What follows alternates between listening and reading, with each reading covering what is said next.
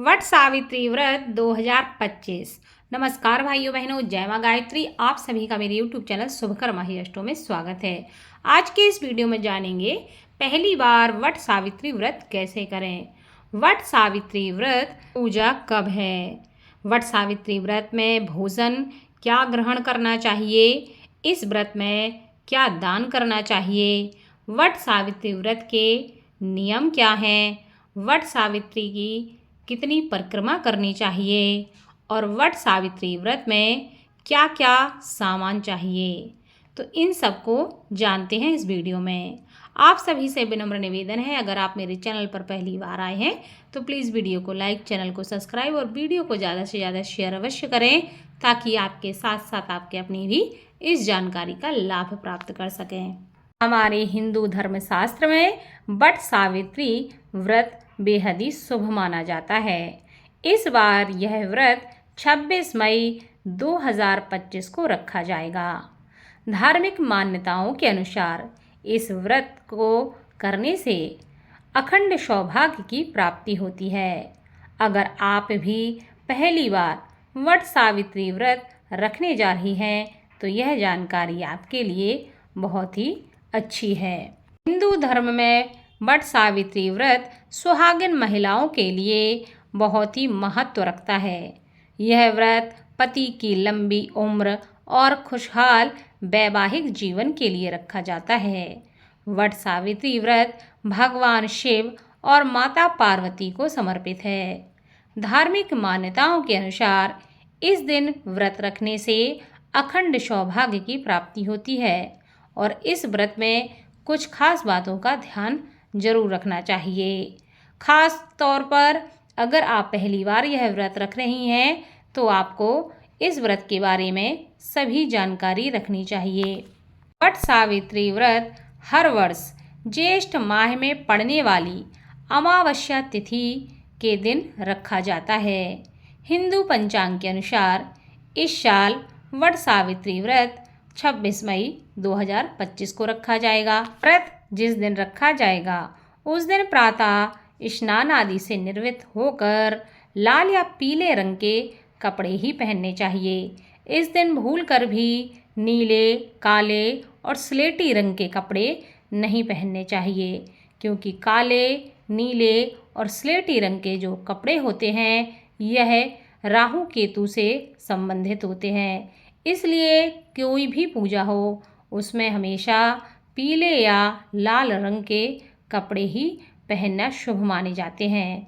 इसलिए सबसे पहले प्रातः उठकर स्नान आदि से निवृत्त होने के बाद लाल या पीले रंग के वस्त्र पहने और व्रत का संकल्प ले लें। फिर बरगद के पेड़ की पूजा करने आप जाएं, उसकी जड़ में जल चढ़ाएं और उसके चारों ओर कच्चा धागा या कलावा आप ले जाएं। वट वृक्ष की परिक्रमा करते हुए आपको वह कलावा या धागा आपको वट वृक्ष में लपेटते जाना है। यह अपने सामर्थ्य के अनुसार है, शारीरिक क्षमता के अनुसार है कि आप कितनी परिक्रमा लगा सकते हैं। कम से कम 7 परिक्रमा तो आपको लगाना ही चाहिए, और अगर उससे ज़्यादा आप लगा सकती हैं तो कम से कम 11, 21, 51 या 108 बार भी आप लगा सकती हैं। यह अपनी अपनी शारीरिक क्षमता के अनुसार है। वट वृक्ष की पूजा कर लें, उसके बाद आप वट सावित्री व्रत की कथा को उसी वट वृक्ष के नीचे बैठकर या तो सुने या पढ़ें।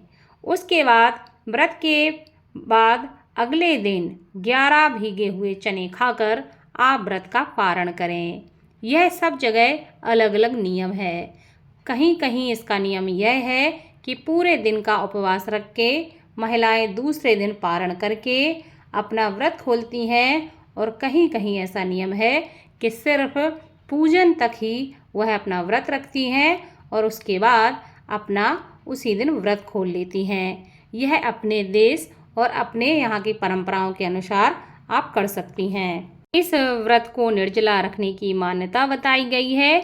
इस दिन 16 श्रृंगार करना चाहिए और बरगद के पत्तों की माला पहननी चाहिए। इस व्रत के बाद अपनी सास का आशीर्वाद लें या आपसे जो बड़ी हों उनका आशीर्वाद लें। वट सावित्री व्रत के बाद फल, अनाज, कपड़ा आदि एक कटोरी में रखकर किसी ज़रूरतमंद व्यक्ति या ब्राह्मण को दान दें।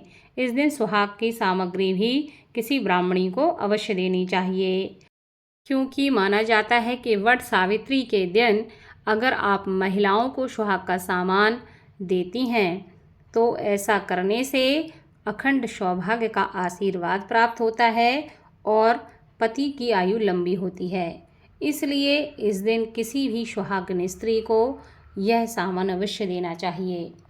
वट सावित्री व्रत की पूजन सामग्री, इसमें आपको धूप, मिट्टी का दीपक, अगरबत्ती, पूजा की थाली, रोली, अक्षत, सिंदूर, कलावा, कच्चा सूत, बांस का पंखा, रक्षा सूत्र, 1.25 मीटर कपड़ा और बरगद का फल, लाल और पीले रंग के फूल, काला चना भिगोया हुआ, नारियल, श्रृंगार सामग्री, पान का पत्ता, बतासा, वट सावित्री व्रत कथा की किताब, सत्यवान सावित्री की फोटो, इन सारी चीज़ों की आपको आवश्यकता पड़ती है। तो यह सब सामान जो है यह वट सावित्री का सामान है, इसलिए इसमें देखकर आप सामान को खरीद सकती हैं। अब जान लेते हैं कि वट सावित्री व्रत में क्या खाना चाहिए।